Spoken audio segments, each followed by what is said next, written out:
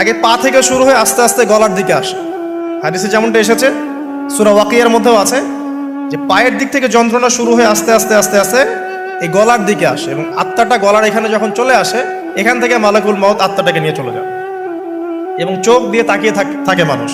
রুহটা চলে গেলে মানুষ চোখ দিয়ে তাকিয়ে থাকে, দেখবেন এই কারণে মৃত ব্যক্তি তাকিয়ে থাকে, চোখ খোলা থাকে।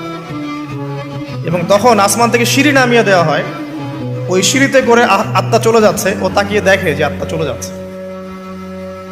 এবং মানুষ মারা যাওয়ার পরে চোখ জীবিত থাকে অনেকক্ষণ। মেডিকেল সায়েন্স যারা পড়েছে তাদেরকে জিজ্ঞাসা করবে, মানুষ ডেড হয়ে গেলেও চোখ দেখবেন আরো কয়েক ঘন্টা, হয়তো আরো নির্দিষ্ট একটা সময় পর্যন্ত চোখটা কিন্তু জীবিত থাকে।